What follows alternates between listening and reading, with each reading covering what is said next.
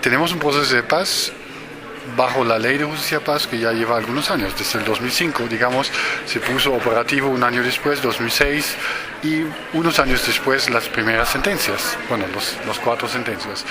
Analizando esas sentencias, analizando la estrategia de la Fiscalía, es decir, el tipo de imputaciones que existen, uno se da cuenta, ahí no hay, digamos, no hay criterio claro a dónde va ese proceso. Es decir, no se puede identificar si se está concentrando en algunos delitos, se está concentrando en algunas regiones, se están concentrando en algunos victimarios o lo que sea, o unos casos que tienen muchas víctimas o víctimas muy emblemáticas como indígenas o afrocolombianos o lo que sea. Es un proceso bastante disperso. Entonces nosotros consideramos, y eso creo que es un poco la conclusión acá, con un concepto transparente de selección y priorización de delitos se puede mostrar mejores resultados.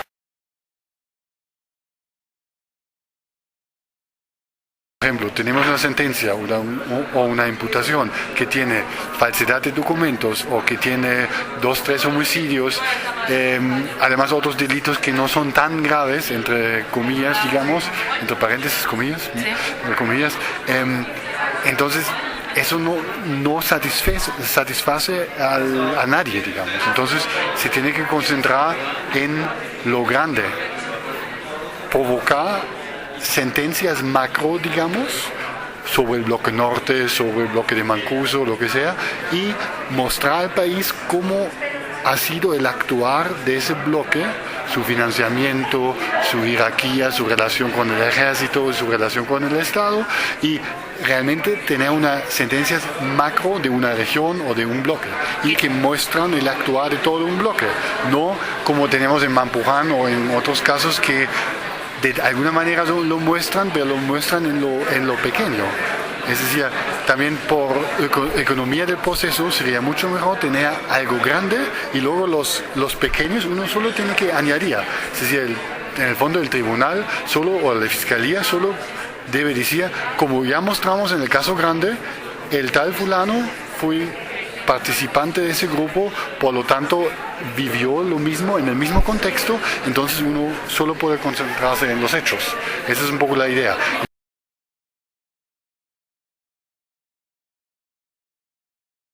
¿Cuáles son los delitos tal vez que son los más interesantes o los más emblemáticos que hay que mostrar? Género tal vez, violencia contra indígenas o lo que sea, cualquier delito. Eso depende de la priorización de la Fiscalía. Luego la región. ¿Cuáles son las regiones que tal vez vale la pena mostrarlos primero? Como el paramilitarismo, por ejemplo, nació en Córdoba, ¿no? De alguna manera ahí empezó, ¿no? Digamos. Entonces yo creo que vale la pena de tener una sentencia del bloque de Mancuso, es decir, el bloque de Córdoba y el de Catatumbo, y etcétera. Depende un poco de los criterios que se aplica, pero si no se aplica ningún criterio, se va completamente disperso el proceso y eso va a ser muy difícil. Debe haber un criterio, pero sigue siendo un criterio disperso, es decir, la Fiscalía investiga todos los bloques al mismo tiempo. Obviamente hay prioridad en masacres, hay prioridad en reclutamiento, pero luego hay tantas prioridades que se pierden también. La tesis maximalista puede resultar exactamente lo contrario, es decir, hago muy poco y no tengo resultados y así tengo frustraciones para muchas, ¿no? Es decir, ¿qué me vale un proceso que se demora 5, 6, 8, 10, 15 años? Mejor tener algunos casos por lo menos que salen bien, ¿no?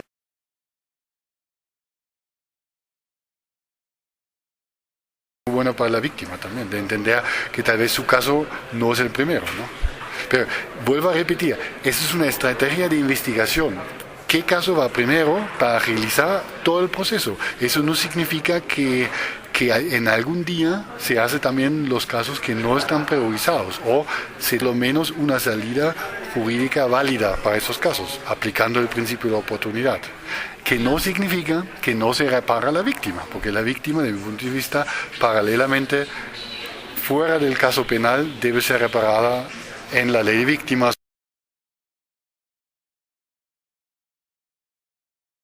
Y luego las víctimas claramente tienen que tener todos los derechos, de mi punto de vista, en teoría lo tienen, es decir, ahí no hace falta cambio legislativo.